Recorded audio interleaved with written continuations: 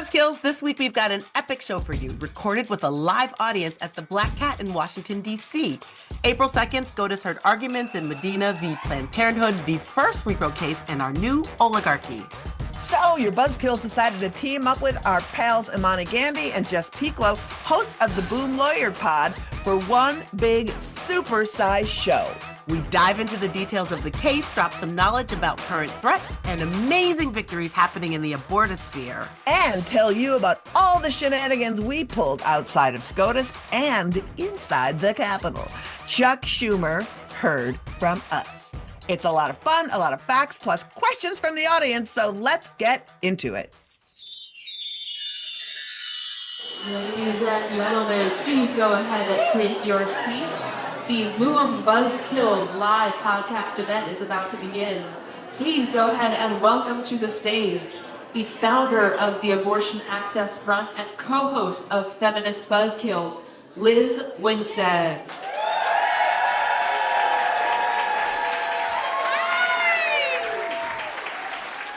Hi, everybody. How are you? I am thrilled and delighted you are here. You are in for a lot of talking about this T-move country we live in. It's going to be next level. I know I feel good, don't you? A happy Liberation Day. I'm sure you're all feeling free. Liberated from your 401ks. Let's get around that. We're so excited. Before I just bring everybody out from the teams, I just wanted to say we love this podcast and we've been friends for a long time. And I'm sure you've noticed as you watch the world burn, anything that has to do with reproductive health, rights, and justice has just been sort of taken away and erased out of what's happening. And you're going to be stunned, I think, to hear some of the stories we're going to bring you because they're not reported. The Supreme Court case we're going to be talking about is crucial because it's not being reported. And so we're just excited to bring information that's funny, important, give you a call to action, and center what we think matters in a landscape where everything seems to matter. So let's get excited about that. Yes? Great. With some of the smartest, funniest people I know on top of it. So thank you for coming. Couple of housekeeping issues. We are taping this. There's a camera, so you've invited yourselves here. We won't be filming you directly, but the backs of your heads might be on. So I don't know how you did your hair this morning, but I know I am constantly in a state of that because who's looking at the back of me? So turn your pagers off because it's 1986. Turn your cell phones off. Anything. Don't film. Please don't film. That would be just not great. Turn your ringers off. Do all that. What else do I need to tell you? I want to get a little bit of zhuzh going from you. Since we're taping a podcast, we want to make sure that you're here and we get some zhuzh. So the first zhuzh prompt I want to get from you is you just heard the greatest thing you've ever heard in your life and you're so excited about it. Let's give me some applause. Oh my God.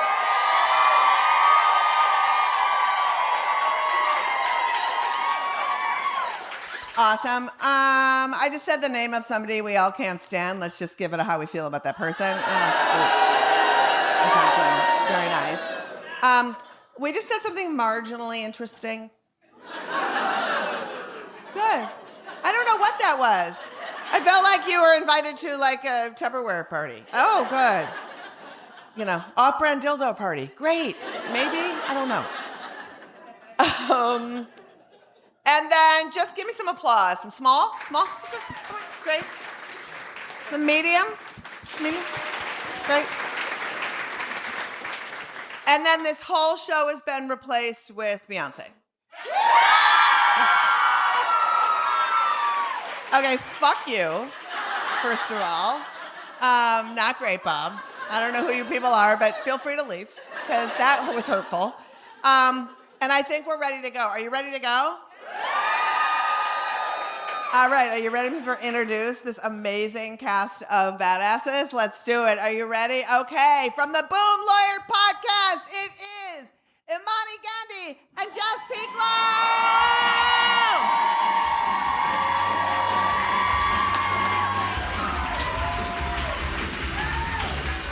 And from the Feminist Buzzkills Podcast,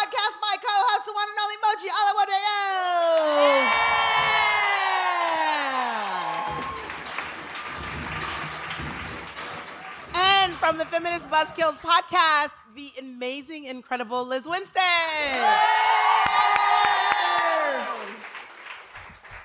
Welcome, welcome, welcome. Welcome. Oh, the welcomes are in order. The welcomes. Yeah. We've all welcomed. We're all welcomed. We're all welcomed out. We're so hello, fellow law nerds. Yeah. And hello, fellow Buzzkills. We are so thrilled to be here with Feminist Buzzkills. We're rooming in a house together. It's like the goddamn real world. It's like some kind of abortion sorority. Like maybe we're Delta Epsilon Iota, right? D-E-I, D-E-I, D-E-I. We need shirts. Oh, it's not coming. Okay, so it's been wild here, and we've been hanging out, and a lot of people are like, okay, do you just talk about abortion constantly? And it's like, no, the past 2 days we've been obsessed with murder TikTok, the Nexium Max series. Who watched it? The Vow. Highly recommend. Get on it. Imani's watching it before she goes to bed. Yeah, highly recommend. Seems wrong. And also, well, I don't know, Moji. You know, it devolved into what I like to think of as our secret shame. Hot right-wing guys. Sorry. There's wine. I know. It's as embarrassing as you booed. It's really embarrassing. It's not great. We were doing this to each other. Yeah, you know when you don't have a car and so you have to walk to the liquor store that's available? Which means you get the only wine that's available. And I don't know, when wine's shittier, why did we drink more of it? It is a mystery wrapped in a riddle. It is. So we started drinking, and then we started talking about, And to be fair, we were watching cult documentaries. There was also that. There was also that. Yeah. And so then we kind of became like, all right, if you got to fuck some of these guys, who is it really going to be? And then we were like, should we bring it up on the show? Do people want to know who we'd actually fuck drunk of these monsters? I don't know if the answer is yes on that. I feel like the answer is I'll wash, but I'll never be clean. I'm gonna come clean. Rick Perry with glasses. Hey, this is a doom lawyer. I said it and I stand by it. They said it. They said it. They said it. Even more embarrassing. But wait. Rick Perry with glasses. Just before we move on to the next one, I have Rick Perry's glasses. I would just like to point out. How you doing, girl? And then Moji went off the rails, and we all had vomited in our mouths a little, and then agreed. I did. I said Madison Hawthorne. And thank you. That's exactly how I felt about myself. That Thank Hitler you. Youth looking motherfucker. Ooh, it's embarrassing. Madison Cawthorn, I mean, he has had a threesome, so I guess. Sure. Fine. If I was going to invite anyone to my GOP orgy. Everybody knows he's on the top of everybody's list. No. I know. And the thing that we were wrestling with is like it almost has to be a bunch of white guys all the time. There's no and then we sort of iced our shit cake. Or by we, I mean me. I'm from Minnesota. Do we know where we're going with this? Right wing, asshole, Minnesota. Bad at signal.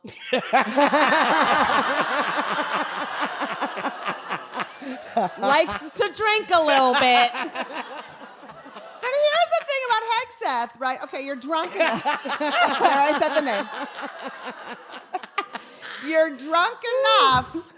I can even get past the patriotic pocket square. But dude takes off his shirt and has this Christian nationalist tattoo. I'm like dried up and out of there. Bye. It's done.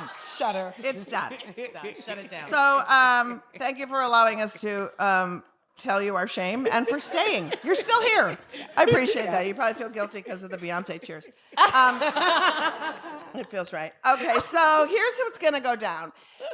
We're going to talk about some stuff that you probably haven't heard because we had hard time researching some of this stuff ourselves. We had heard about it, trying to find more details. So that means maybe a lot of you don't know it either. So we were at SCOTUS yesterday. We're going to give you the download on what that case was and what it meant. How many people in this room feel like they know the ins and outs of what happened at SCOTUS yesterday?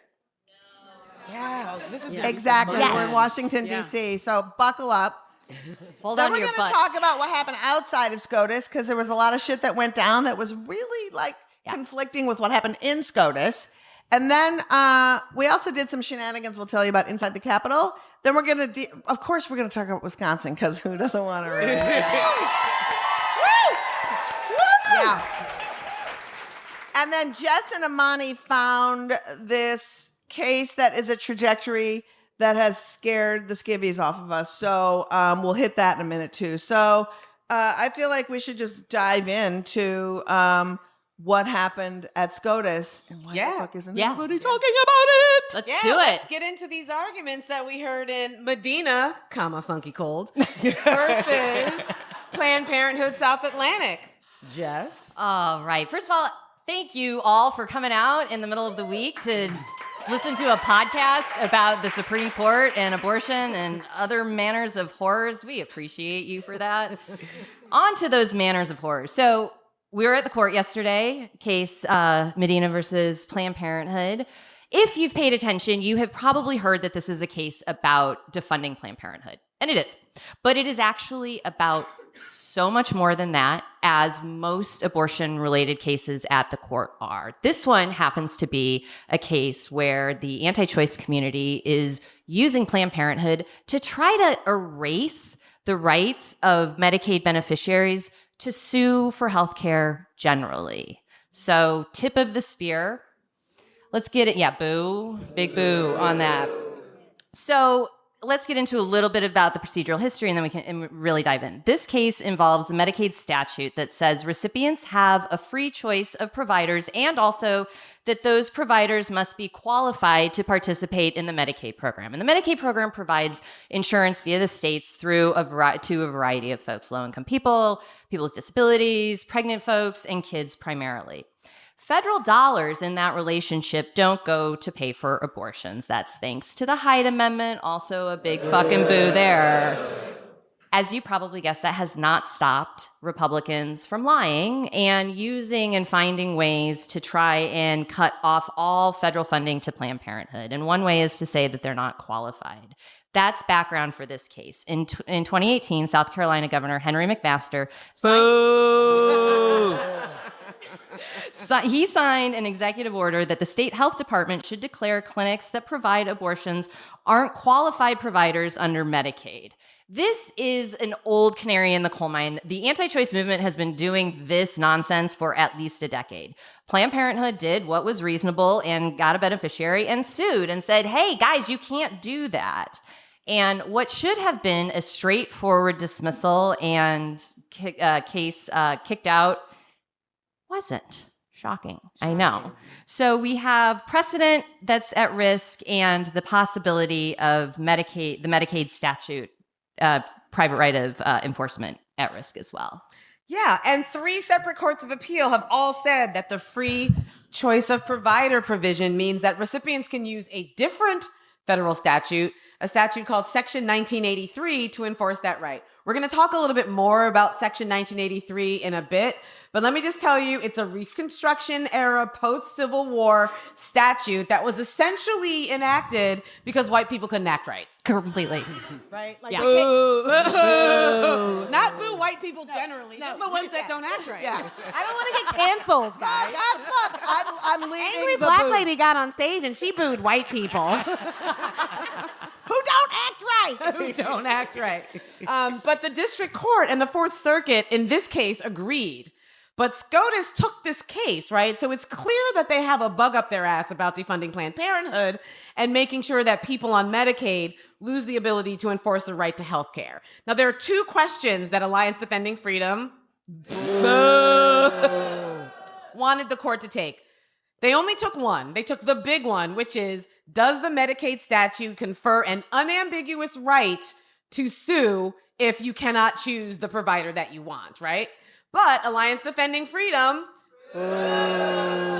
Also wanted to talk about South Carolina deeming Planned Parenthood an unqualified provider. And the court didn't take that question. No, and that'll be important later on when we talk more about the case. So before we dive into oral arguments, what's really at stake here if South Carolina, the Alliance Defending Freedom, and the Trump administration, who, by the way, they jumped in because they had some things to say about this as well, if the court were to side with them? Well, the first thing that it would do would upend over 40 years of Medicaid beneficiaries being able to enforce their right to healthcare, to see healthcare providers that they choose. And that is a huge attack on precedent, one that this court is becoming very familiar with. It also, when we place it in the context of the fact that, well, Dr. Oz now runs Medicare and Medicaid. A man who has said there is no right to healthcare generally. This is a tremendous threat because what we are seeing is the conservative legal movement use vulnerable populations as a way to attack and narrow access to healthcare generally. So if you think this is the kind of thing that stops with Medicaid beneficiaries, that stops with attack on low-income folks or the disabled or pregnant folks, no. It's just the beginning and the tip of the spear. So should we just talk about what some of the arguments were? Yeah, let's do it. Should we? Yeah, I guess we have to. Okay, so we got to talk about magic words. Oh, like magic beans. Like magic beans, like Jack and the Beanstalk. Brett Kavanaugh. Boom. As longtime listeners of Boom Lawyer know, we like to call him Justice Keg Stand. Brad McBeer. Brad McBeer is another one. But Kavanaugh and Thomas were both obsessed with the idea that there are magic words that must be used in a statute before a right can be vindicated in court, before a right that a statute gives to you allows you to go in court and sue based on that right. Like Pee-wee's Playhouse? Right, exactly. The magic word is right. I'm sorry. Privilege, immunity, benefit. And these are words that these justices wanted to see in the statute. And because those words aren't in the Medicaid statute, they're like, well, fuck them. Like, So are magic words like a legal term that you guys learn in law school? it's, I mean, in a sense. But in Yeah. this context, no. No, I was going to say, there is a three-pronged test that might apply to the magic words. Yes. But no, this is not a real thing. This is the conservative legal movement making shit up. Being dicks, basically. And the DOJ and South Carolina want an unambiguous right. They want the Medicaid statute to say you have an unambiguous right to choose your provider, and if you don't get to choose your provider, you can sue. And the statute at issue says, essentially, an individual may obtain medical care from the provider of their choice.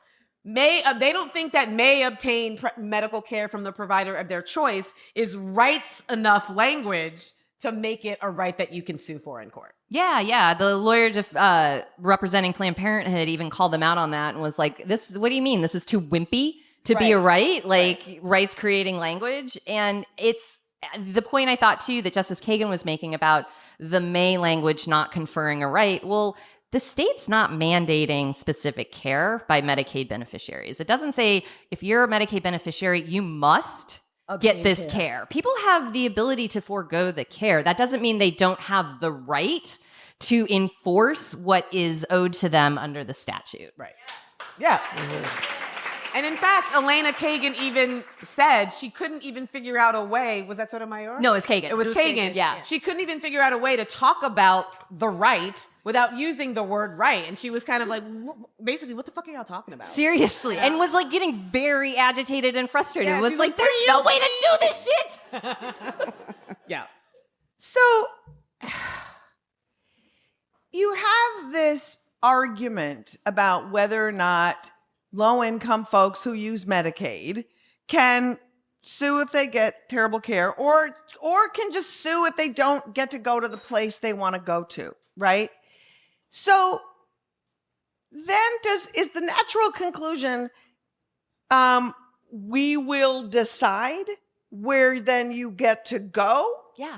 Yeah, I mean, that's the whole background question here. So remember when Imani said that the Alliance Defending Freedom had two questions that it had teed up that it wanted the court to take. And again, just as a reminder, there wasn't a conflict around any of this before. The court voluntarily decided to step into this.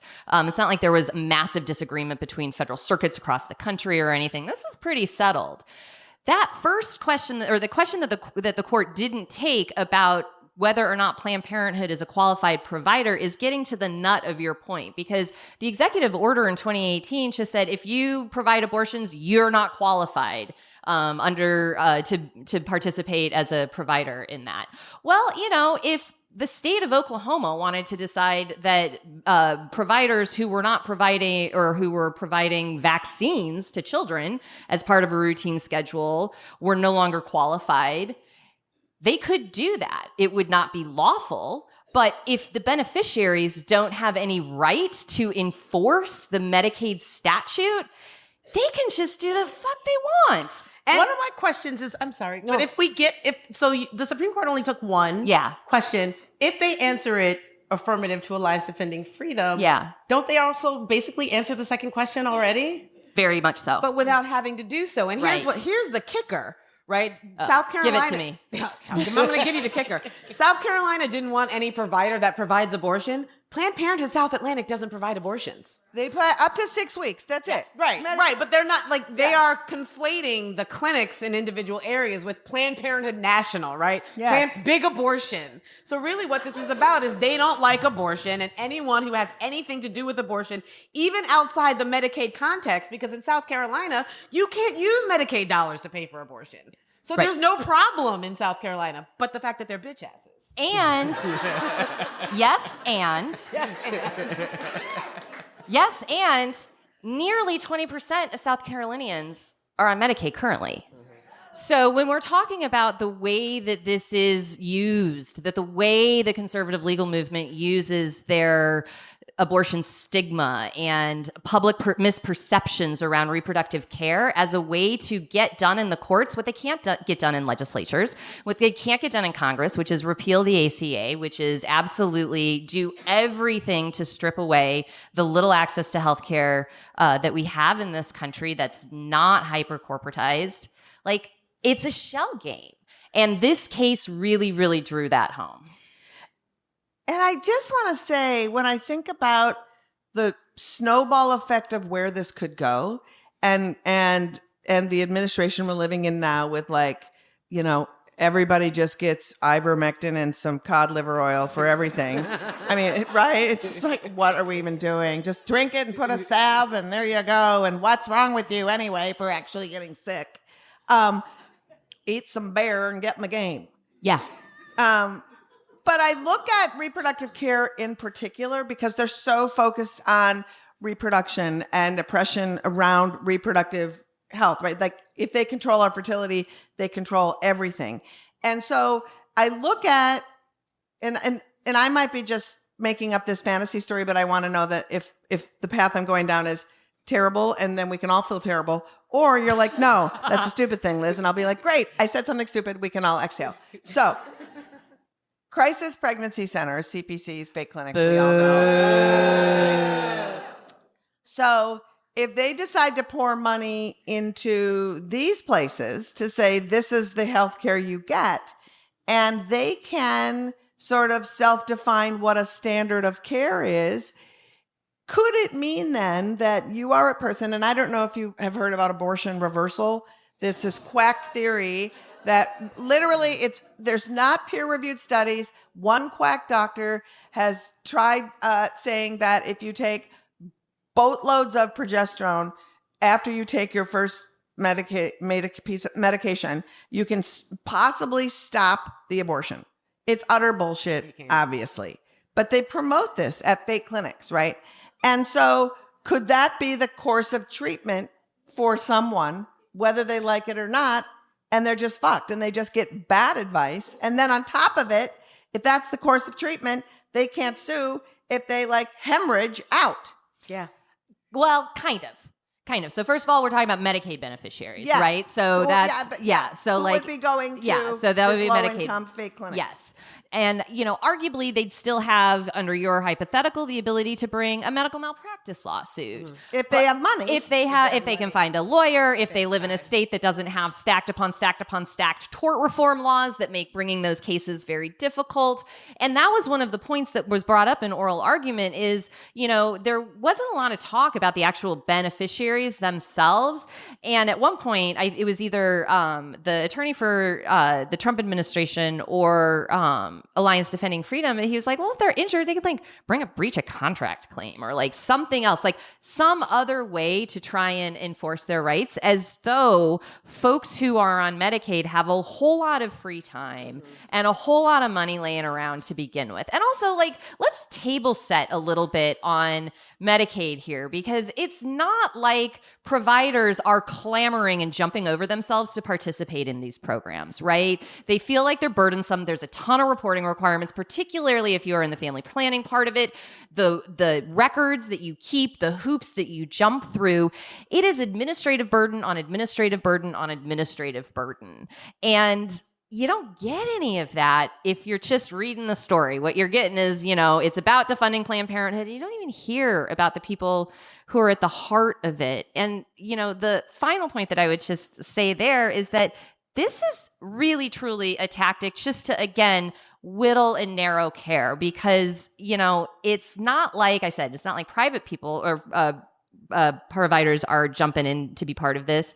But the reason this part of the Medicaid statute is even at issue is because historically, states were fucking around with who got to be a provider in their programs to begin with and making all sorts of restrictions. And Congress came in and said, no. You cannot be trusted to run these programs completely on your own. There needs to be some guidance and oversight. And now the Alliance Defending Freedom is like, we're not so sure. And one of the silliest arguments they're saying is that the state isn't on notice that if they don't allow a person to choose their own provider, that person can sue. They're saying, what are we going to do? There are people going to be suing us and we didn't even know we could be sued. Motherfuckers, that's why 1983 is there. Yeah, so let's talk. Okay, so let's go a little bit. I mean, we've got the broad strokes about white people fucking around about 1983. But like, let's get to really what 1983 is and why it matters here. 1983 is a post-Civil War statute that was enacted because, like I said, white people weren't acting right. The Ku Klux Klan was running around willy-nilly. They were literally a part of not only local governments, but the federal government. And they were preventing black people from doing things that they were entitled to do by law, whether it was vote, whether it was walk down the street, whether it was have their farm, whatever it was. So 1983 was enacted, and it says if an official under the color of law deprives you of either a constitutional right or a legal right, a statutory right, then you can sue. And that's just the way it's been since like 1871. So the idea that South Carolina, which is one of those states where a lot of white people were fucking around and not acting right, they're claiming, well, we didn't know that people were going to sue us. And even Kagan brought up, or Sotomayor, Kagan or Sotomayor, one of the two brought up, well, that's why 1983 is there. You know that exists, right? You know it says that you can be sued, right? What are you talking about? Yeah. And to put an even finer point on that, it's not just that you can be sued, it's that you're held liable for damages and attorney's fees. So there's actual dollars on the line. And you know that the conservative legal movement hates nothing more than poor folks getting dollars. Yeah. But also, like, when you bring up 1983 to a layperson like me, and I hear you say it was put here because white folks weren't acting right, and if you had any of your civil rights violated, you can sue. I gotta think about what's happening to the people from our college campuses right now. And to all of these people right now who are literally being violated by exactly what you're saying. And what we should all have 1983, we should all know what that is. Right. Yeah. Right? Because, wow. Yeah. And also, I just want to get to it just so we're absolutely clear. If the Alliance Defending Freedom wins this, then 1983 is essentially toothless or moot.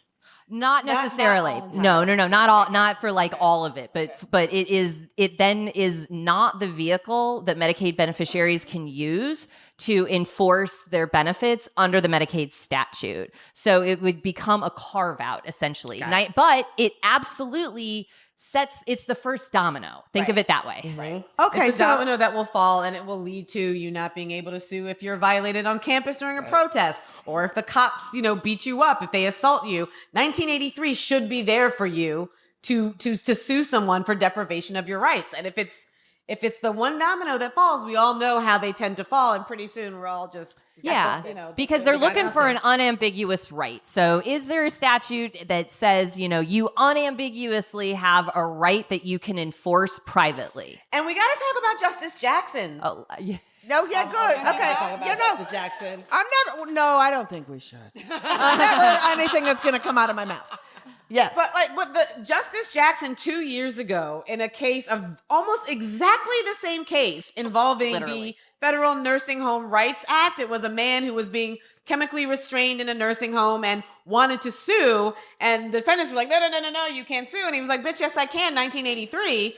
And he sued, and the Supreme Court was like, yeah, there's a private right of enforcement. Now, what South Carolina is saying is that the Medicaid statute is different than this nursing home statute, because in the nursing home statute, they use those magic words. It gets back to that the Brett magic Kavanaugh words. and Thomas were obsessed with. They use the word right over and over and over. But again, you have to be dense to think that a statute that says you can choose your provider doesn't come with some remedy if you're not allowed to choose. But we your know provider. conservatives love to play dense. Like Yes. that's essentially what their whole legal movement is based on. Just playing dense and then pretending that words don't mean what words mean. So Jackson basically was like, bitch, what the fuck? Like, why are we here? Yes. I just wrote an opinion 2 years ago that covers this. And 6 of you fuckers signed on to And it. it was a 7-2 opinion. The only people who dissented were Alito and Thomas. So Yeah. everyone in this room could have guessed that. So the question becomes, how do Amy Coney Barrett and Brett Kavanaugh and Neil Gorsuch and John Roberts square the circle between that case that Jackson decided 2 years ago that says, of course you can sue, and this one where they want to say you can't sue, but only because they don't like abortion. It's the abortion carve-out.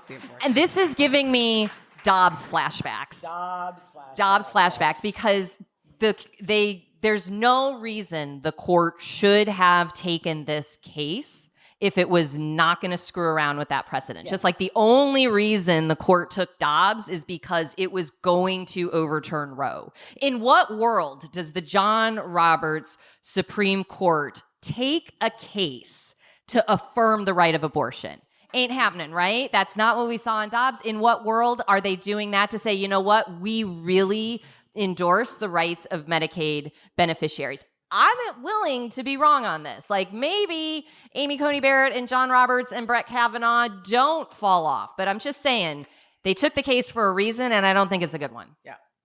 And I was just going to say, too, to your point, that are the two parallels that I see in this case. One, there was no lower court conflict in Dobbs, right? It was the Fifth Circuit twice was like, you know what? This goes against Roe. 15 weeks, no. And then they were like, we want to take it anyway. And two, there was a case called June Medical that came up 2 years after the whole women's health case with the exact same case. It was like, maybe we'll get it this time. And it was just like, bitch, no. It's the same, literal same thing. Words didn't even change. Yeah. Language didn't even change. It was just the same case. So this repetitive nature of let's just try it again seems really creepy. Okay. And that's what the lawyer said, by the way. That's what the ADF lawyer I was said. the lawyer. I don't know if you know that. It's like Why amazing. now? Well, because before it was 2023 and Biden was in office and we had a Biden DOJ, and now it's 2025 and we have the Trump DOJ. And that's the reason. And it honestly, it shouldn't be that the law flip-flops and changes like whiplash every 2 years. About all of our rights. So here, okay, we've laid out the case about what's at stake and what the ramifications could be. I'd love to just hear slightly before we move on to like what happened outside the court and why that matters, because it was so different than when went inside the court. Did the Planned Parenthood lawyers make the case? And the thing that we were talking about this earlier, and the thing that I find when we hear about this case and just like, not if you agree or whatever, this seems like a case about compassion and care and who gets care and how we feel about people who are low income and need it, right? Like, did you see from either side, I mean, I know the answer's going to be because these people are all dead inside. But did you see any of that in the arguments? And did our side make a point, or did the other side's lawyers make the point? Like, how did you feel it came out in the end? Where do you, I know you don't like to read tea leaves. It's terrible to put lawyers on the spot, but give me some really what you think happened. Before I kick it to Jess, I will say that I looked through the transcript. I reread the transcript. I searched for the word poor. It didn't show up. I searched for the word woman. It didn't show up. I searched for the word children. It didn't show up. Searched for the word women, and it didn't show up. So no, there was not any really talk about who is at the center of this case, and that is poor people, pregnant people, children, and elderly people, and the disabled. None of those people were talked about. It was all statutory language. Yeah. Pretty much. Yeah, it was. I mean, the humanity was really stripped out of it. But I thought the lawyer for Planned Parenthood did phenomenal. I mean, she was really great, but the case was teed up to be very chin-strokey about the statute and about the role of the spending clause and the relationship between the federal government and the states. And so, to the extent that there are shades of the EMTALA case here, right, which is also a case about the spending clause and the relationship between the federal government and the state and Medicare in that instance, at least the EMTALA case is the emergency room abortion case. Yes, the case out of Idaho. That case had the patients centered in it. Yes. The erasure of the patients, I think, comes in part because the second question on Planned Parenthood being qualified or unqualified was not taken by the case. This created cover for the justices to not have to talk about what they would do if they issued a ruling that said, under the Medicaid Act, there is not an unambiguous right for enforcement. And so Congress is going to have to go do something about it. So is it the case that, however, that like, we're sort of stuck with this clown show of a Department of Health and Human Services, right? Who are going to be able to question all kinds of things. You know, will they decide that, you know, we need to just take Miffy off the market because it wasn't, you know, approved correctly? Will we be, you know, will ivermectin be thrown into the pot of, I don't know, replace Vagisil or whatever the fuck they decide? I mean, honestly, I just don't know at this point. But, you know, when you are at the whim of not even people we disagree with, but wholly unqualified crackpots, you know,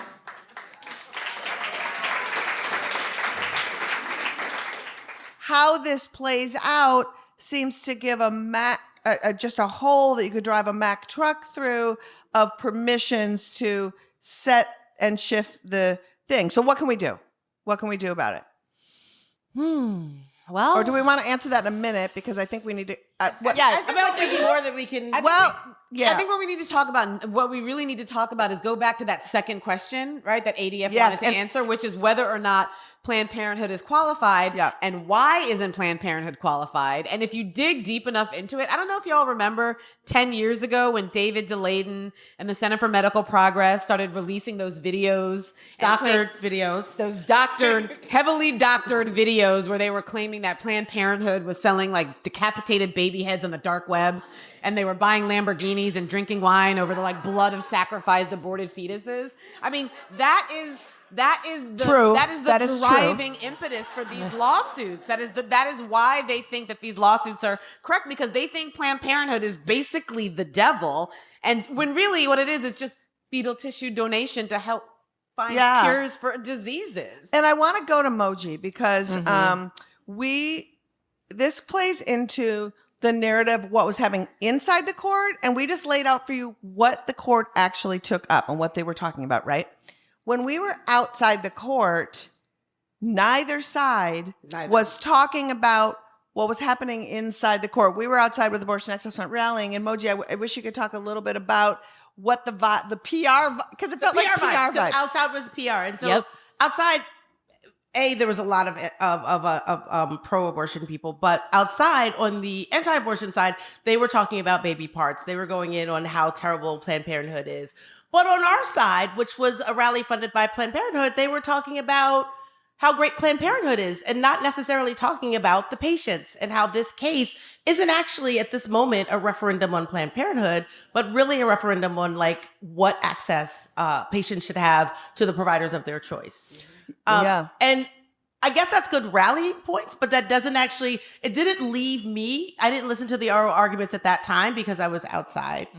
But like, it didn't leave me with a sense of like what they were arguing for or against inside of the courthouse. And I felt that. outside doing though. Wait, no, we'll get there in a minute. We'll get there in a minute. We got photos. We got photos. I'll show you in a minute. But I did feel that way too. And if you don't know what's at stake, which as we asked earlier in the show, you were like, yeah, we really don't know what this case was about. Don't you feel profoundly upset? And in other rallies that I've been to that have been centered around abortion cases, we knew the Dobbs meant Roe was at stake. We knew that the June medical case in Planned Parenthood v. Hellerstedt was about these draconian trap laws, these laws that were trying to shut clinics down. We knew those things and we talked about those things. The NIFLA case, which was a case around whether or not fake clinics could just lie to people and whether that. And every speaker on our side spoke to those things. And on the other side, when I tell you, it was so fucked up, you guys, because there would be points. We outnumbered them by a lot. By at least 50%. Yeah. It was like double. And yes. It was really, that was nice really to great. see. Yeah. It wasn't our first or third time at the Supreme Court, and often we're either equal numbers or dwarf.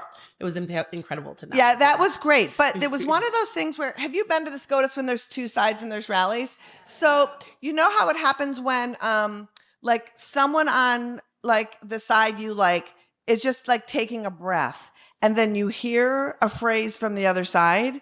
So these are the three phrases that stuck with me the most, if I might. Please. Dobbs was to the pro-life movement what the Emancipation Proclamation was to slavery. They love to be bereaved and feel like they've been enslaved by anything. Yeah, and I led with the calmest one. Moving up. Abortion is healthcare the same way slavery is to job care. Job care. Job care. Unclear. Job care. Not even a thing. Not even a word. Look, don't shoot the messenger. And the last one, in the past 2 weeks, Planned Parenthood has killed more babies than the KKK.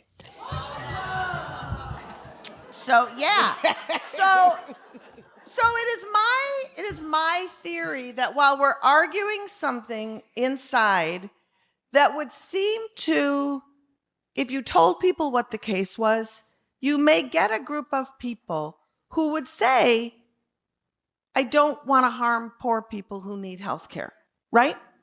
That can't be your PR because you lose. So their PR was entirely going back and transforming Planned Parenthood into this reckless, horrible, don't give care kind of, dumpster in a backyard kind of place, so that when that $800 billion Medicaid cut happens and Planned Parenthood is part of that, you're like, well, they are kind of crappy in selling baby parts. Right? Yeah. And today I looked, I was like, oh, what is the right-wing media saying about the case, and what are they saying about the rally? And basically what they were saying is, oh, this case is about big abortion trying to get into taxpayer dollars. And it's like, well, that's not at all what it's about. It's about fake clinics wanting to get into those taxpayer Yes. dollars. That's what that's about. They don't want to have to comply by the rules, but they still want the money, and that is conservative logic 101. Yeah, that's right. That's right. And going back to the point of the case, if the fake clinics are providing you bullshit care and you have a problem with it, and the court has already said you can't sue, then what do? Yeah, fuck them boars. Nothing. There's nothing that you can do. Yeah. Yeah, exactly. So that's happy. So I want to bring it to joy. I want to bring it a little bit to joy, right? Yes. Because we were outside, and if you don't know the work of Abortion Access Front, part of the thing that we really want to do is, we disrupt with humor, and we also do what I call heart-to-heart activism, which means in situations like now where I don't know legally where we're going to go, it's really important that we provide incredibly thoughtful care to the providers and the patients who are often forgotten. So making care packages, taking care of clinics, checking in, sending them massages. We at one point brought a hot tub to a parking lot of a clinic in Ohio and booze and said, get in this and do it, right? And so that shit's really important to us. And also leading with joy and reframing how we talk about abortion. And we really firmly believe, and I'm sure everyone in this room does too, that abortion is emancipation. Yes. 100%. It helps you control your fertility. You mean tariffs aren't? Yes. I thought it was tariffs. Look, those abortion pills coming in from India, you're going to get a 20% slapped on it, people. So we need domestic-made, union-made abortion pills. That is what we need. And disarming these people that for so long have shamed us and kept us in the closet and kept us not speaking our truth. Well, we decided, fuck that shit. So we were out there. If we want to bring up the first slide, Jen, and Moji prominently featured. Oh my God. It made to the Rachel Maddow show. We were very excited. But Moji, talk about what you were doing and what you are wearing. Abortion Access Front did the most yesterday. But one of the things we did is Moji got gussied up in our Miffy costume, which is the pill mifepristone, the first part of the abortion bill, medication abortion protocol. We have misos. They just weren't. They were busy. Yeah, they were busy. But I was out there in the Miffy costume, which is an inflatable costume. Sparkly, doing high kicks, having dancing. Really they good. had And passing out information about the safety and efficacy of medication abortion. Absolutely. So it was cool. and dancing, and people were dancing with me. And I will say, there was an incredible band that was on our side, and it was so much fun.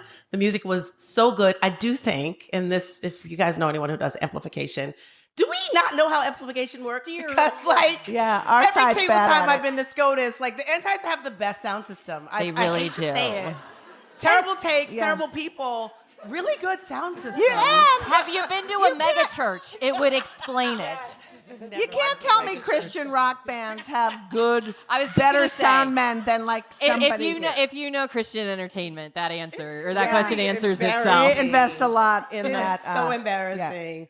But the joy, the happiness, it was great. It was really It was good. great. And then the posters you see here, and we'll put them in our show notes. But we decided one thing that we wanted to do is we wanted to make huge magazine covers of what the legacy of each of these justices would be, so that if they happen to see a news broadcast, they would have to look at probably what they'll be remembered for. And the reason we did it is that we actually talked to a couple, it was you guys, also Dr. Michelle Goodwin, some other people who said, these people really care, especially John Roberts, about what will be said about him and what their legacy is. Oh yeah. And so if you'll see the John Roberts, it's Time Magazine, and it says John Roberts, the man who presided over the death of the Constitution. That's the last fucking thing that guy wants to be said about him. Brett Kavanaugh, People Magazine, sexiest man alive. Alito, Unscientific American, the FDA. Who needs it when you have Joe Rogan? So they're really funny and they're huge, and they block out also the bullshit of them, which was nice. And then just moving on to the next one, just kind of seeing what the anti-abortion people brought. Next level.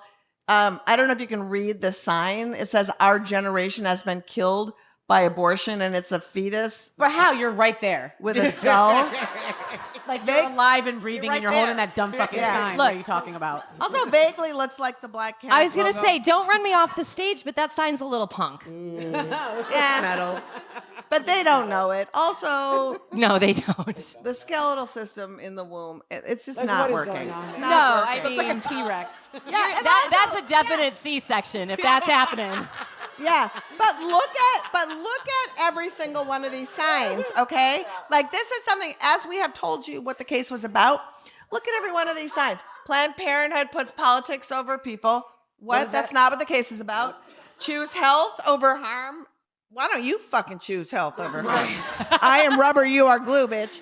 And, and then defund. But this is like it. And then also, what is the through line? Wait. But they're all so concerned about how abortion they're very is, like, concerned. slavery. Yeah. And so that felt really good because we got a lot of word out. And then the second thing we did yesterday in the wake of this case, in the wake of Medicaid is, next slide, please. I'll go to that. Oh no, this guy. Oh no, we forgot about this. I forgot. Oh my God. My eyes. So, okay. Every fucking time somebody slides into our rally DMs with their own bullshit, I'm sure you've heard of, or if you haven't, I'm going to tell you, and then you're going to be like, No one's I heard hate of the them, world. Liz. No, okay. No. So this man is an intactivist. Yeah, Who let that is- one sit for a minute. By his whole Activist. his whole fighting is about the perils and scourge of circumcision. Have your feelings about circumcision, fine. Have your own rally about it. Yes. I don't need you in my shit. But also, his dick, his decision. Also, why isn't it Why he could have just said, it could Dick-cision. have been Dick-cision. Also, like, my body, my choice. Like, I bet that motherfucker's pro-life, quote unquote. I know. pro-life. Also, I feel And like, like what's they really the call to action? What are we call doing? to action. Also, I feel like they really leaned into this anti-imagery with this foreskin with a safety bit. Like, what is that? It looks Why? like a wonton. Also, still kind of It looks like punk. a I'm donut. sorry, but it is. Still kind of what? Still kind of Or it punk. looks like a tortellini a little bit, Right. maybe. Like a sun-dried tomato tortellini. Yeah, Like, he's people also a object. bad TikTok cooking thing.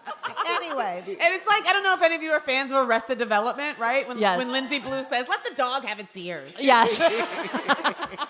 But I'm so bummed that I didn't get a photo of the. There was maybe 6 or 8 intactivists there running around, and one of them had a sign that said "Circumcision ruins hand jobs." I'm like, that Sounds like a skill issue. Yeah. right. That's a you problem. So I just wanted to put this guy in for no other reason that it's so weird and hilarious, and also just like sliding into a rally talking about your shit.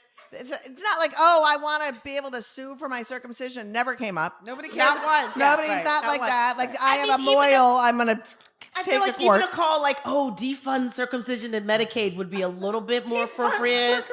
But it wasn't that deep. He was just like, They were "How not about this deep at all. wonton?" And the bloody hand just makes it. Anyway, so that guy. But then we went to the Capitol.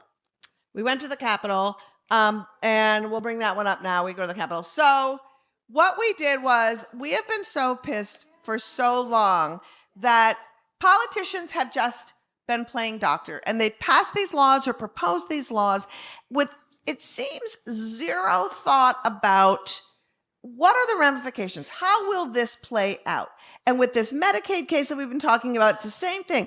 You know, your greedy bullshit selves, either you thought about how it was going to play out and you didn't care, or you didn't think about how it was going to play out at all. So we have Elizabeth Booker Houston here on the left at Chuck Schumer's office, and this Michelle Fishbach. I'm from Minnesota, so I'm like, we're going in on Fishbach in the house. She's a bit, you know, she's the co-author, like the Born Alive Act and the Only Women Who Are Virgins Act, or whatever the fuck, a lot of shit. So we dressed up as nurses and brought patients and demanded to see them to tell to what course of care we should take. And we just rolled, and we wouldn't leave their offices, and they were so bummed. And we just listed what happened. Like, can you please paging Dr. Schumer? We would like to know what happens. And Elizabeth Booker told her own personal pregnancy story of being on Medicaid and her pregnancy story and how she needed help. And it was really great. And we just rolled until they're like, you have to leave and we're calling the cops. And we would have stayed, but people had things to do. But the thing that was really great, and you can watch them on Instagram, but the thing that I really liked about it was it showed them having to hear exactly what happens and what they didn't think about, and also maybe helping people who hadn't really thought about it also to do it.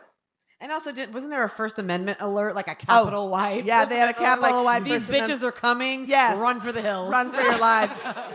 Yeah, it's practically January 6th. over here with our glittery abortion pill and our stolen hospital gowns that we stole from our own OBGYN exams, by the way, because we're nonprofit. But if you want to get into good trouble with us, please sign up after the show. Come talk to us about that because that's what we do. But it was a really good way. I think it was a good catharsis to just tell them what you think. Never be silent. Always be in the moment, and you never stop fighting. I love it. And I mean, if you haven't had a chance, definitely check out. They've got the footage on their socials. It is phenomenal. And, just to kind of wrap up some of this a bit, what was happening outside of the court, Moji and Liz very rightly talked about that being the PR part. And when you think about the way these cases are covered, you're getting pictures. Now a Getty image of Modi as Miffy, which is... You're a Getty queen. I'm the Rita Ora of abortion. But if it wasn't for these guys with their signage, then the pictures in the media would have been very much defend Planned Parenthood and fuck Planned Parenthood. Yeah. And nobody would have even gotten to the meat of it. So I just want to say thanks for being out there and doing that. We do it for all of you. We love you. Yes. Okay, so before we get into Wisconsin, so we can all just dance and sing and do shots and have fun, Jess has discovered a case she and Imani have been talking about for a long time. And when we were talking about what is something that we want to talk about that people might not know about, and Jess dropped this story, I was like, that's the story. Jess, take the story. Okay, so longtime listeners of the Boom Lawyer podcast probably know that one of my party tricks is scaring the shit out of people. Not in a boo jump scare way, in a this is what's happening in the courts. Why? And so I'm sure y'all are familiar, at least nominally, with the medical privacy statute HIPAA, right? Okay, so would it shock you to learn that the conservative legal movement has HIPAA in its sights? Would it shock you to learn that they have found an anti-choice, anti-trans doctor out of Texas who would like to have a 2024 privacy rule struck in nationwide because she thinks it gets in the way of her being able to report people who provide gender-affirming care as abusers? Boo! Is it that SCOP lady? No. Okay. But I think they kind of put him in it's They probably hang out. yeah, and they make him in a lab, right? Yeah, they're pod people. It's I think of that meme at the baseball game where it's the same white guy just in a different colored polo shirt. Yeah. I feel that way about these guys. So the case is Pearl versus HHS, and it's in Texas. And it has been filed in front of Matt Kaczmarek. Our good friend Maddie K. Oh, I love you people. My heart is so full that this whole room just booed Matt Kaczmarek. You have I'm gonna put that as my ringtone. These people, they understand the assignment. I feel like we're getting appropriate booze. This is phenomenal. This is good. So this was originally just another run-of-the-mill lawsuit, trying to get at one of the few really good things that the Biden administration did around repro healthcare during its time, which was after Dobbs make it very clear that HIPAA covers reproductive health information as well, right?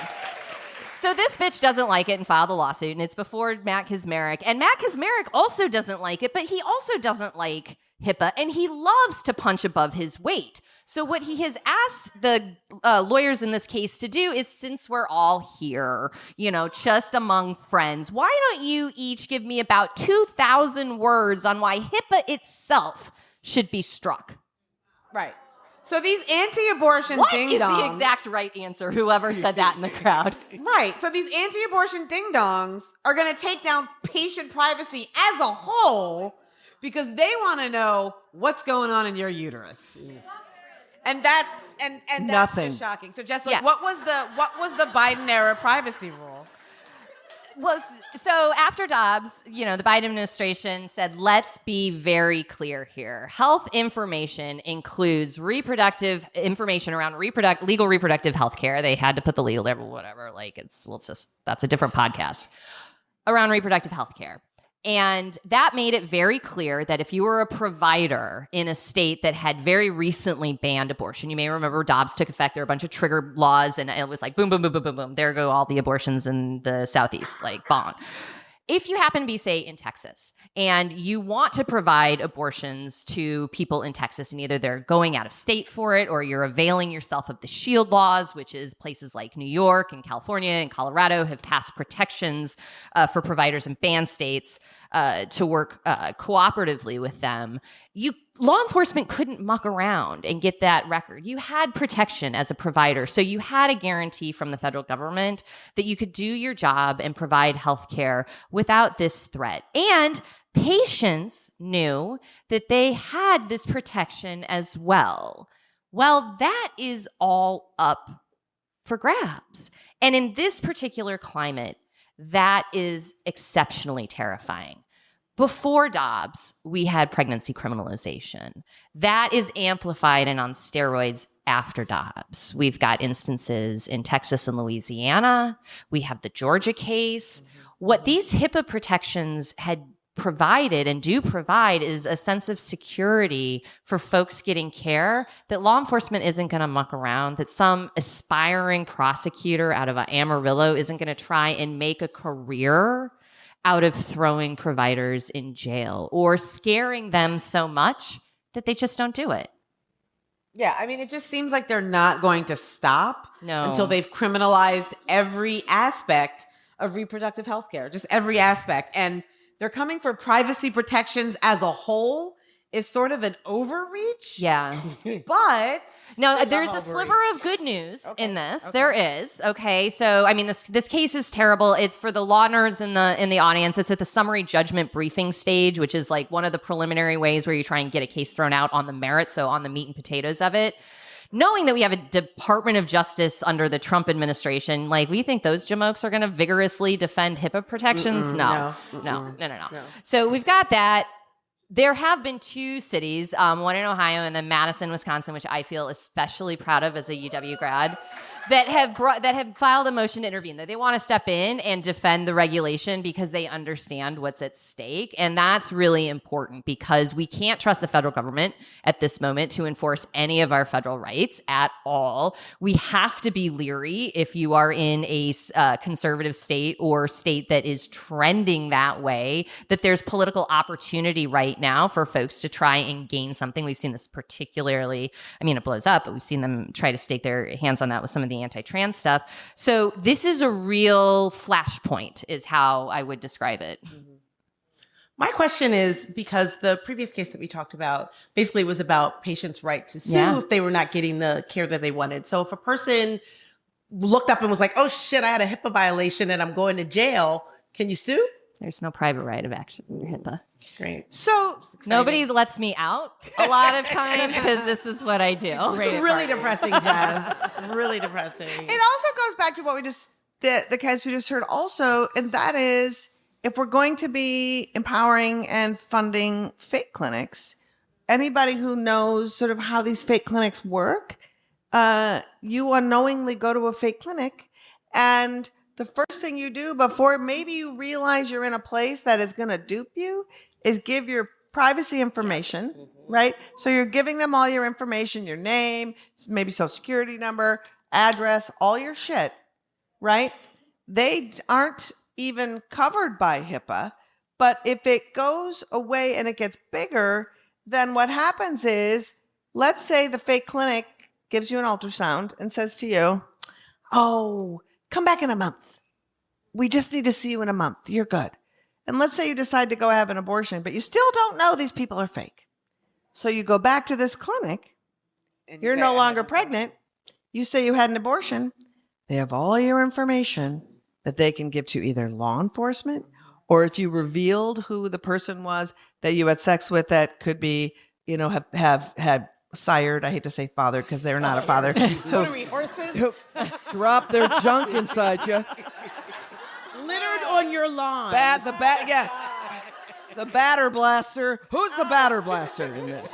Whoever that person is, right? Like, they could go after you. Then let's contact the aggrieved inseminator, who then contacts a lawyer who's just waiting in the wings to Jonathan prosecute. Mitchell. Yeah, Just name Jonathan him. Mitchell Jonathan is just Mitchell. dropping business cards. Yes. So it's like these fake clinics are so shitty on so many levels, but the fact that they give so much information and also the fact that they are so close to clinics all the time. I cannot tell you how many times, and I'll give you one example that's just wild. There's a clinic in Minnesota, RIP, just closed. It was right across from a fake clinic, and the fake clinic's Wi-Fi was stronger than at the clinic. So when you were sitting in the waiting room, when you went to get on the Wi-Fi said, "Don't kill your baby," from the other clinic. So and then that's also an unsecured Wi-Fi. They can get your information there. There is so much shit around this that I can't even believe how we do it. So this, what do we do? Like, I feel like this case is not, it's at a place where maybe we could raise some alarms and do some activism around it. Let's talk about what that is. Yeah, I mean, it's weird when it's like, what can we do about stuff in the federal courts, because it's the federal courts. But I do think that there are a couple pathways. One, make sure people know about these kinds of things, right? Like, this is a very learned room, and we are telling you things that you're hearing maybe for the first or second time. So one, just like do that. And then I look to the examples of, I think it's Columbus and Madison trying to intervene here. If you are in a spot where, you are in a protected state or locality, urge your local officials to stick their necks out for folks who are not. Because the through line between the HIPAA case and the Medicaid case is really, we are going to need to all be sticking our necks out for the folks that these guys are coming for. Yeah. And I think that it might be a good idea to just talk a little bit about when you say that. Maybe we could give people just a short, we have time, we're doing great. We have time, we're doing great. I'm watching time. A little bit of what a shield law is, and when you say stick your neck out, how the state of New York has stuck their neck out in ways that are pretty great. Yeah, so, the shield laws, and Imani, jump in at absolutely any point, in places like New York, allow New York providers allow providers in banned states to still avail themselves of the protections of the laws. No, in states where there's no ban. It's the other way? Did I miss that? Got to be in New York. Sorry. Abort. Rewind. All right. So yes. So the providers in the protected states can still provide abortions to folks in banned states. Thank you for setting me straight on that. I got it all mixed up in my head. It's the gin. It's the gin. In New York, we've gone a step further because Texas brought a case against a provider in New York. Our governor said, fuck that shit. Yeah, providers don't even have to put their name on prescription any longer. So good luck figuring out who sent these abortions to Texas. Yes. And also, and whatever your thoughts about Governor Hochul in New York, she basically was like, over my dead body, by turning over this doctor. And I would also say too that not only did Governor Hochul and AG James do this work, the principality that the doctor lived in would not be served the warrant. He refused the warrant. Yeah. So when you look at how this can be so cool, like some guy in, I think it's Ulster County or wherever this person lives, is like, I do not recognize this. I will not accept it. Like, good for you, dude. I don't know her. Yeah, she doesn't go here. Dog litter paper. Yeah. Yeah. So, but it is an excellent example of not comply in advance, but fuck you make me. And there's no way right now to do the fuck you make me. Right. And so, As long as she stays in New York. yes, as long as she stays in New York, sit tight. And why would you well, leave that right would now? To leave. And also, I think it's important to know that, this is a doctor. Her name is Dr. Carpenter. Yeah. That set up her practice because she knew that she would be providing pills to people in banned states. And she's ready for this lawsuit. Yeah. yeah. Honestly, like, that's hero shit in my Well, estimation. I also just want to say, the double hero shit about it is if you leave that state, and let's say you provide like she has two. She's a criminal lawsuit from Louisiana and a civil lawsuit from Texas. Yes. But if that physician goes to Indiana, And Indiana is like, I'm going to extradite that bitch because I hate abortion too. She could be extradited to one of those states. So she has made a decision to not leave New York, to stay safe so that she can provide this for her patients. It's really like It just is. like It's the next level of really Yeah. like a really incredible Chuck person. Schumer could learn a lesson or two about complying. Chuck Schumer would never. Chuck Schumer is a Palestinian. Oh, God. Did you hear that? God, yeah. That Donald Trump Yes. said he's no longer a Jew, he's a Palestinian. He's like, well, do better. Okay. I think it's time to punch Elon Musk in the dick. Oh, Yes! Let the dick punching of Elon Musk commence. dick punch, baby. A dick punch, baby! Dick punch, baby, dick punch. Dick Dicks, punch, baby, that's where it's at. I got me a dick and it's as big as a whale. And it's about to get punched. Amazing. Oh my God, it's the gin. Okay, so Moj, you wanna? We all know. No, like, I want let's- Imani let's- to start it off. So because I feel there's like she's so got the much- good points. There's so much to unpack with this case about why it's awesome. Like, just who wants to even start? Okay. I'll start. You start. Elon Musk, you don't even fucking go here. Thank right? you. Thank You you. do not fucking go You do here. not go here. Like listening to that dipshit on Fox News talking about, well, if we don't win this election, we're gonna lose Congress. We who? Who the fuck are you? We who? We who? That's all I'm saying. You're not we with me. You know we with me. Also, like, he's just so dumb. It's just so dumb. Like, you know what? I feel like if I was a billionaire, I'd be on a beach. Like, fuck are you doing, dude? He needs to get J.K. Rowling and they need to go to the beach and just shut the fuck up forever. I don't know if there are any other Badger grads in the room. Forward. I just want to say, yes, Wisconsin, this is fantastic to see because you all have been doing this work for so long. I am old enough to remember when occupying the Capitol was a good thing, and they did it to stop labor busting, right? Like, that's what this is. So, you know, we've got also tens of millions of dollars that the conservative movement has spent on two Supreme Court seats in the state of Wisconsin in just a matter of years. And that should tell us all in this room what they understand the next frontier in this fight to be. And I think it's good just to remind folks that, and we'll put this link in our show notes and please read it. It's a breakdown of, there's 24 states where we elect our Supreme Court. Some of them are partisan, some of them are not, but where we have elections. And as we know, you know, the unspoken thing of this whole Wisconsin elections was there was a voter ID law on the ballot too that didn't get talked about, that passed wildly, which is a huge bummer, right? Yeah. So when you have your state Supreme Court and you have the ability, this is where our power lies, right? If you elect your state Supreme Court and find out if you do, that makes a huge difference when the shenanigans of legislatures are coming through. You can have sane people on your Supreme Court. It's crucial to know because we've been so ass backwards. Democrats are terrible. They bring a PowerPoint presentation to a knife fight all the time. So terrible.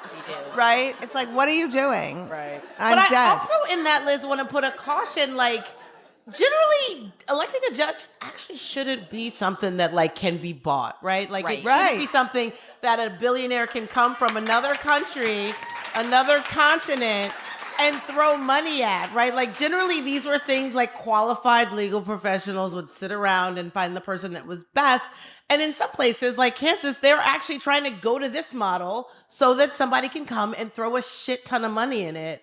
And so I think I implore people to, like, know if you live in a state where the elections happen, and then pay the fuck attention and rally your friends and rally everyone you know It's not the best method, but if that's the method we have right now, like, fight that shit. Yeah. Yeah, and also when we looked at the elections and we looked at how many abortion ballot measures passed, the hurdles you have to go through to dump the shit laws that are no longer constitutional, the fight that those right-wing legislatures have done to not literally give people that right. That they voted for. That's right. That they voted for. The state Supreme Court is the first place they go to shut that shit down. Yeah. And so if they're not even going to listen to the people, and the people have the power to elect the state Supreme Court justices, do that. Yes. And here's why it matters specifically in Wisconsin, right? Yes. There are two cases challenging that are related to abortion in Wisconsin. The first is a debate over whether a law from 1849 is still going to be enforceable or overridden. The oral arguments in that case happened in November, so it's not clear whether or not Crawford will participate because she wasn't there to hear the oral argument. Can I just say one thing? That law was passed before Wisconsin became a state. Yeah. Also, most people in this room had no rights when that law was passed. Yeah. We weren't born. Most of Yeah. us weren't born. Also that. I wasn't born. Shout out to the 200-year-old zombie in the back. Who's getting Social Security benefits? And then secondly, there's an issue as to whether or not the Wisconsin Constitution will protect the right to bodily autonomy. And that's a case that she will be able to participate in. So it isn't just, oh, hooray, we now have a liberal Supreme Court. There are issues of bodily autonomy that are at stake. And really, Wisconsin outvoted Elon Musk. Like, I don't think, I feel like... Oh, and he's so mad. In terms of like when I heard the news, I was like, is it hope or is it gas? Like, I'm not sure what I feel right now. I did just eat a lot of yogurt. But what's really important is this idea that, like, even if he's on stage handing out $1 million checks, like, And a jumping like an idiot. publishers fucking That man doesn't know how to clearinghouse. jump. Right. I mean, the fact that Wisconsin voters were like, fuck you, guy. We're going to exercise our right to vote and we're going to outvote your millions of dollars. That just sends a message to the rest of the country that it's possible. Yep. And I think that's really important. Yeah. It really is the motivation we all need to see, oh my God, if I show up, I can make change. And so it's up to all of us, if you feel inspired at all, to make sure that you are either organizing or participating in that change. It's crucial. Yeah. And the other thing too about Wisconsin, so I live part of the time in Minnesota and part of the time in Brooklyn. And so I hate Wisconsin, naturally. No, I don't. But one of the things that I know to be true and that a lot of people don't realize is that Wisconsin for years has been the epicenter of the anti-abortion movement. Yep. Operation Save America has been based there. Their leadership was at January 6th. They were very influential in both of these cases. They almost had the first case you talked, their first Supreme Court case with Janet Protese, which they were really pushing hard on that. Also, Brad Schimmel, who was the person running, this dude was AG of Wisconsin under fucking Scott Walker. Boom. Exactly. And the little known fact is they created at that time within the Wisconsin, I'm getting in the weeds, but stay with me. Within the Wisconsin government, basically they created a conservative legal department, got $1 million of funding from the legislature, and they put in charge of it a solicitor general who was a woman who was one of the architects of how they were going to overturn Roe. Mm-hmm. She was then shipped off to New York, was one of it works at the law firm that defended Ivanka during all the New York, you can't work here anymore shit. But Reince Priebus, Scott Walker, like these people, I know they're like old school, but leaders in garbage. Wisconsin's number 2 export, aside from dairy, is fucking garbage men. Not wrong.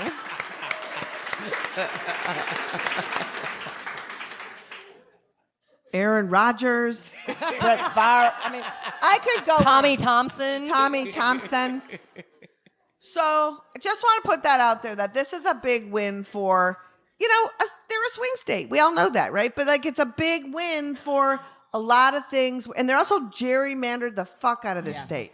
And anything that makes Elon Musk unhappy is a win for all. Except he meant to lose. And I want to go back to the gerrymandering because, maybe she can be involved in redrawing the maps. And we all know that, like, I don't know, they get ahead because of the gerrymandering, right? Like, most people don't actually want Republican policies. That's right. People just don't vote or can't vote because of voter ID laws, because of gerrymandering. But, there's an opportunity for change. And Elon would not have allowed that.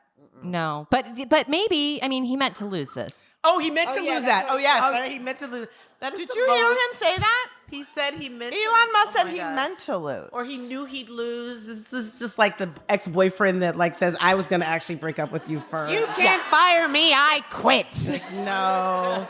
You're toxic and I hate you. Oh my God, such unhappy. And stop doing so much goddamn ketamine, buddy. Slow down with the ketamine. Slow your roll with the I'm cable. drug positive, but come on. I know. But really, I don't know. It feels like I'm glad that none of us said Elon Musk in our I'd fuck that Have you guy seen him? if I was drunk enough. Liz. Look, money, look. Not even Rick Perry glasses could save that No. motherfucker. It's Not true. even a face transplant could save him. I No, don't see the he way. is subspecies. It's true. I have a question for y'all. Did you hear some stuff you didn't know before? Yeah. Awesome. So it's always fun to do live shows and then to be able to answer some questions. If you have, we hope you have questions because there's so much we didn't cover that we can. Come on up and ask questions and like anything that we can clear up, anything that you're wondering about, anything that you need, come up and ask because we really want to be able to close out, making sure that y'all are Satisfied. Yeah. Satisfied. Hi. Hello. I was going to say something I shouldn't have said. Never mind. As individuals, how can we stick our neck out and actually help someone or help a large group of people? Thank you for that question. Imani and I talk about this on the podcast a lot, which is that everybody has a lane. You don't have to feel like you have to do everything or be everything. And so what individuals can do is going to depend largely on your circumstances. And please, everybody chime in on this as well.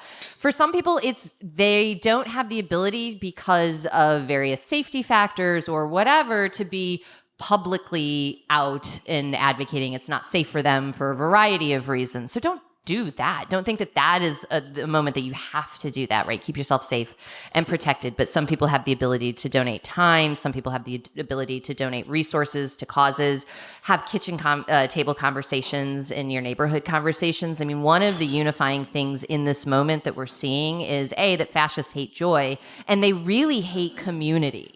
And everything that they are targeting right now is about fraying our net, and we need to stitch it together as strongly as we can. And it's a messy metaphor, but really, like, understand where your strengths are and build community and deepen around that. This is a lot of time for local action too. I talk about donating to, if there's anybody in this room who's been doged, I am very sorry for you. You have my condolences, but like donating to food banks and shelters and community outfits that support victims of intimate partner violence, those kinds of things, because that in particular are really under threat in this moment. And that's a justice-centered approach. And also, I want to say that I want to just, of course, yes, and just there are other unconventional ways you can support. Similar to like early, I was joking, like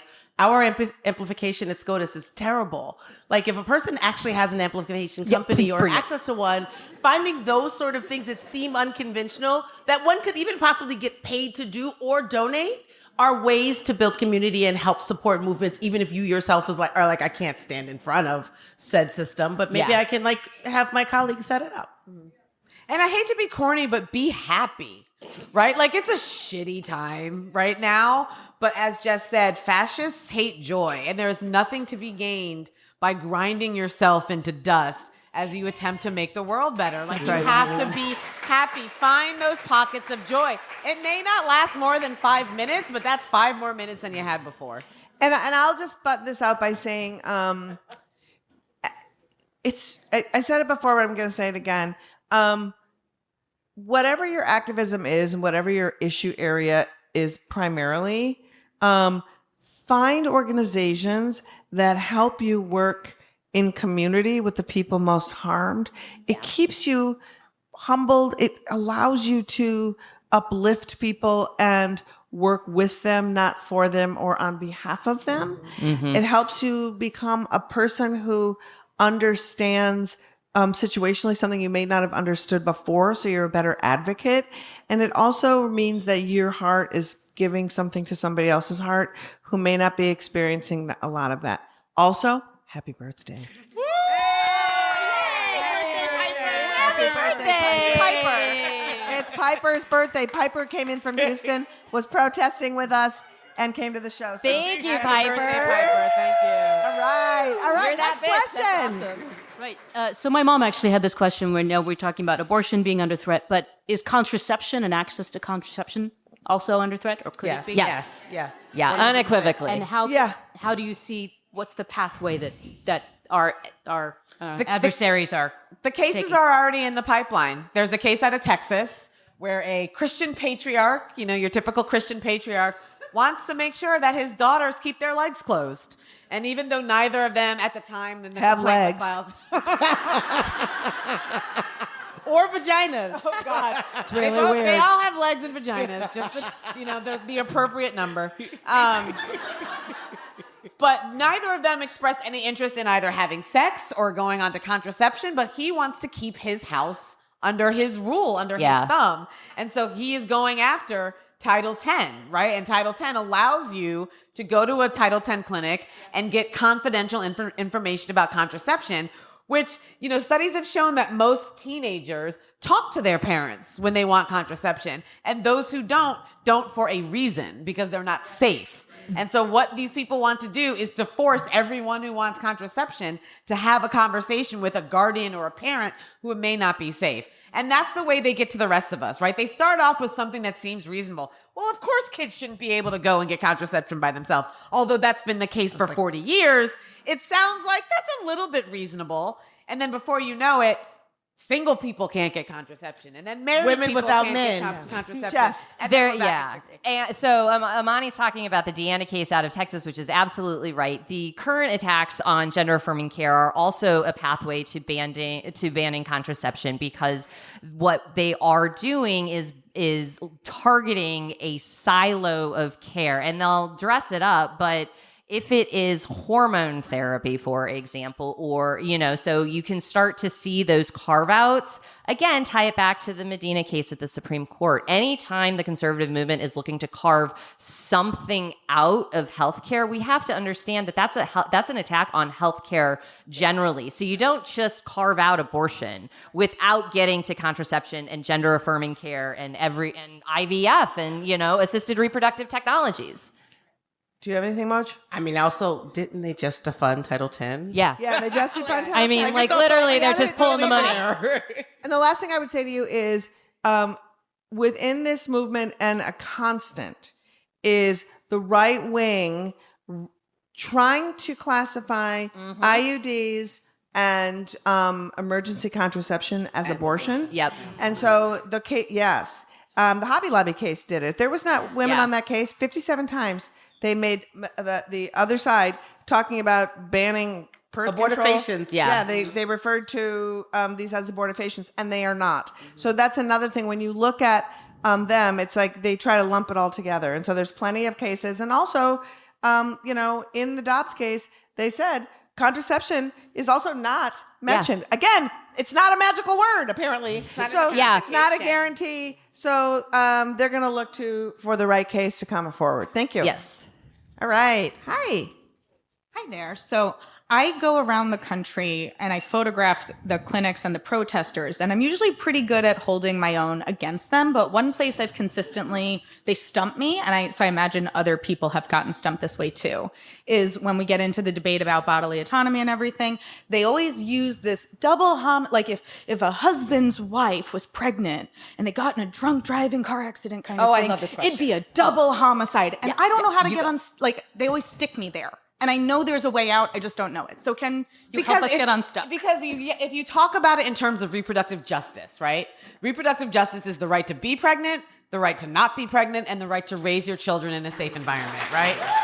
If you are a person who has a wanted pregnancy and someone assaults you or gets into a car accident with you and injures your pregnancy, then yeah, you have a right to sue them, because that was a wanted pregnancy. That has nothing to do with whether or not the person actually wants the pregnancy. So it's really all about justice. And that's why it's so important, I think, to differentiate between justice and rights, because justice encompasses so much more. And when we talk about justice, then we can have those nuanced conversations about what to do when someone harms a pregnant person who has a wanted pregnancy.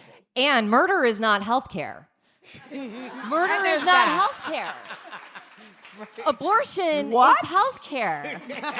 So even in Imani's explanation, we're granting just a sliver of a false premise that we don't need to. It is an apples and oranges comparison. The justice centering is absolutely right, but the difference is one act is healthcare and another is not. And you're never going to convince them respectfully because they're never going to believe abortion is healthcare. And so you can just say that and smile and say, God bless. That's actually what my answer was going to be. Like, oh, you don't have to talk to them, honey. It's fine. they just move on. They know I don't want to talk to them, but they really, they won't leave me alone. It's me versus 10 of them every time. So understandable. Thank you. And also, they have no moral center, so why validate them? Just fuck them. Yes. Oh, that's an interesting. Fuck one of them. Not literally. And ruin their lives. No. Oh, is that bad? Is that bad advice? We're not doing that. Oh, I'm sorry. No. It wasn't Rick Perry that she was talking about. Too much gin. Did he have good glasses?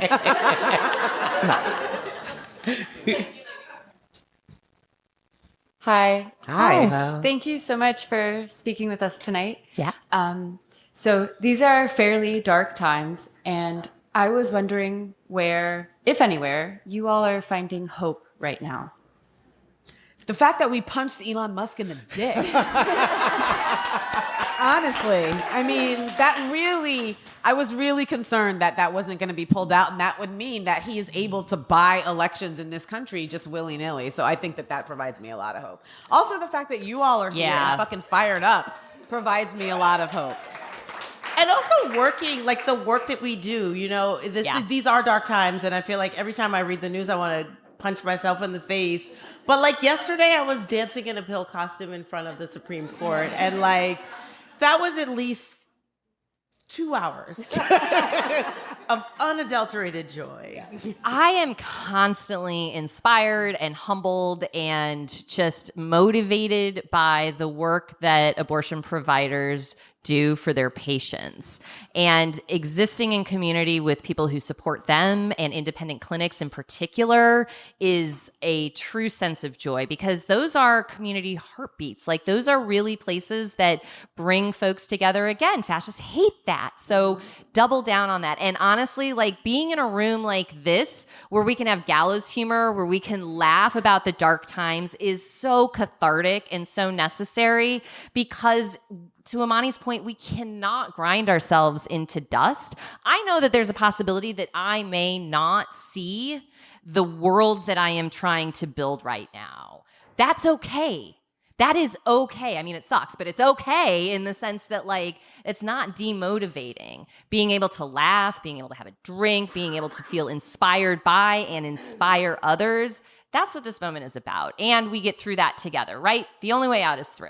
That's what we say it on the And podcast. say yes to joy, and say yes to being public. Yeah. And what I mean by being public, go out. Be in community with people you love, because you will not find a way to replenish if you don't say yes. Yes. If you are sitting with your own self, make sure, and you're feeling feelings, make sure that you have people surrounding you who bring you that replenishment. You know, is key. Doing anything, whatever that is. And just certainly for those people who don't maybe have someone physically near them, you can reach out to people online. I mean, that's a really good support system where you can find people to be in community. 100%. Imani and I met online. We met on Twitter. Yeah. Like 13 years ago. Yeah. Thank you. Thank you. Hi, I just wanted to say thank you for the shout out to fired feds and other people who've been doged. I'm among them. I'm sorry. So sorry.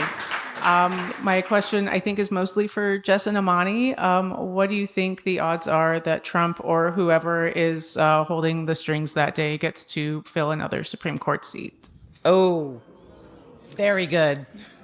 I mean, Jess can go on and on about it, but we've talked about how Thomas and Alito are surely going to retire so that Trump can replace them with 30-year-old dipshits. Yeah. Yeah. And then, God forbid we have a situation where, we have an event on the court. I mean, like with Ginsburg. So I think it is clear that this administration has its sights set on at least one other seat, to Imani's point, so there can be someone young. And it's no coincidence that most of the folks that they would want to choose from are former Alito or Thomas clerks. Jeanine Pirro. Oh, God. I'm kidding. That's not fun. Okay, thank you. Hi. I just Last blacked out for a question. minute. Yes, I had a medically necessary hysterectomy a couple years ago. It took me 12 years to get that, with begging and pleading with doctors for that. I also have a trans son who is looking into that same operation. These laws make me worried for other women who are looking for that and are going to have trouble in the future. Is that something that is on the mind of anyone or that they're looking at as well? I mean, yes, in the sound, like I can't cite a specific piece of legislation, right? But the concept of controlling reproduction does not have a finishing point, right? And so when you take the logic to its natural conclusion, yes, it's about controlling who can get pregnant, when they can get pregnant, and if they can stay pregnant. Yeah. And you'll find that there are a lot of young people who need to get medically necessary hysterectomies, and you hear them tell stories about having to go to different doctors because, well, what if you want kids, or what if you need this, or what if your husband will want you to have kids, or what if your husband leaves you because you're barren? I mean, we're talking about Yeah. And that was my exact thing. Even though my husband is here and had no problem getting a vasectomy, right. They didn't even ask me, but it was both of us going in there begging and pleading, and it wasn't until I had almost adult kids that they finally let in. Yeah. Yeah. And I'm sorry if you for have you for that. if you have a trans son, that is gender affirming care. Yeah. Exactly. And so gender affirming care is clearly on the chopping block. And so, yes, it is. So we'll be fighting and watching for that all the time, because if it involves controlling your fertility, it's on the menu. Yeah. So thank and you. it's a collective struggle. All right, We're all last in it question. together. We have one question. This is it. We can do. Thank you so much, you guys. By the way, Thank you. Let's talk about last question. You guys are great. Thank you.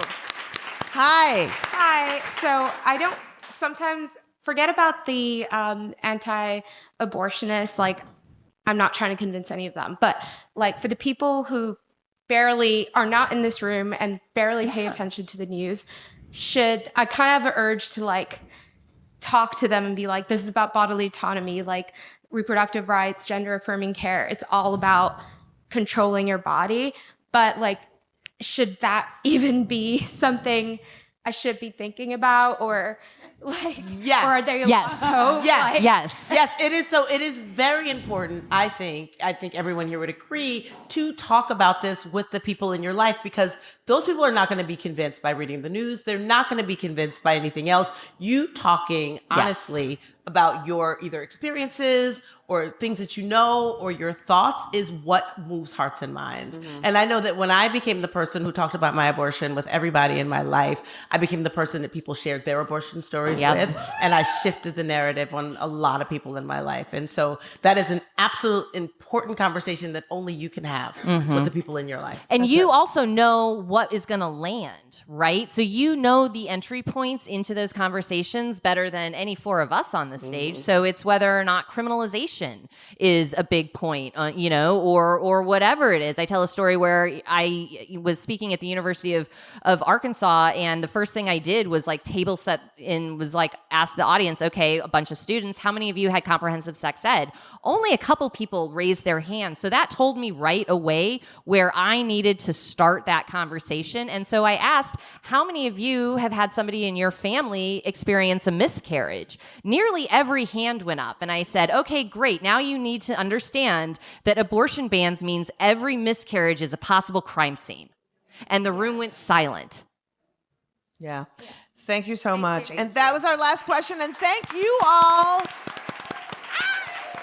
for coming to the show. Thank you to the Black Cat for hosting us for the 4th time or 5th time, I think. You're incredible. Thank you.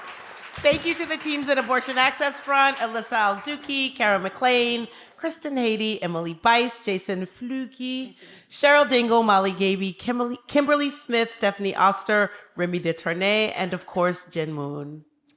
And of Rewire News Group, we want to give a big thanks to Mallory Johns, our new boss. She's about 2 months in the position right now. We're really excited about where the organization is going to be going. I am now in my 13th year working at Rewire News Group. I think Jess Something like that. Yep. So we're in it for the long haul. We also want to thank Cage Rivera. They are amazing. They are our podcast producer. They are our graphic designer, and they are a badass. And we also want to thank Galen Donavield. I'm hoping I'm pronouncing that correctly. I should have asked her. It's so funny when you're like, I work with these people, I don't know their last names. Is that how you say that? And Anissa Shukla. Thank you so much. Everybody, yes. Thank you. Liz, we got to do more live shows, and we've got to do more stuff with those two. They are the best. Let me tell you, this 4-headed petty hydra we have going on is really good. And if you're not listening to Boom Lawyer, do yourself a favor, go subscribe and listen wherever you get your podcasts. They're incredible. That's right. And you can watch them at Rewire News Group on YouTube. So fun. It just makes getting to the end of the show spiel seem so anticlimactic, but it's not. It's amazing. Do you like our special episode? Do you want more of that? Show us some love by liking, subscribing, and giving us a 5-star rating. Plus, stay connected with us on all the social medias at Abortion Front, all the platforms. With your help, we can get more people to learn about this assault on abortion access. That's right. And now that you heard about all the good trouble we got into in DC, maybe you want to get more involved and join us next time. If you do, sign up to volunteer on our website at aafront.org/volunteer and get in on the action with us. We are taking a break from having our souls sucked out in DC, but we return April 18th with an incredible show. Candace King, who we all love from The Vampire Diaries, joins to drop all the facts about the Tennessee Turd Fest, known as their legislature. She also teases what to expect in her new upcoming series, We Were Liars. Plus, abortion legal scholars extraordinaire David Cohen and Dr. Carol Jaffe are here to update us on the jillions of threats facing abortion providers, and we'll talk about their new book, After Dobbs, How the Supreme Court Ended Roe, but Not Abortion. And we've got a Patreon birthday shout out to a real one. Happy birthday, Dr. Sophia Yin. We love Dr. Sophia Yin so much. Incredible. You're the founder of Panda Health. You can get birth control online. You can get it for cheap. And she is an OG supporter of this pod and of Abortion AF. So have a perfect birthday month, Dr. Yin. Hey there, you. Be like Dr. Yin and join our Patreon. You can support our great content and get your very own birthday shout out, as well as cool FBK merch and experiences. That's right. All Patreon pledges support this pod and all of our activism at Abortion Access Front. You can pledge at patreon.com/feminist buzzkills. FBK is edited by Remy DeTournay and is produced by Jin Moon for Abortion Access Front. Thanks for listening. Go smash that subscribe button. Go give us some Patreon cashola and join us next time. See ya. Bye. Feminist Buzzkills, the podcast from Abortion Access Front. New episodes drop Friday. When BS is poppin', we pop off. And if you want to support our podcast and all the work of Abortion Access Front, Like, subscribe, and join our Patreon at patreon.com/feministbuzzkills.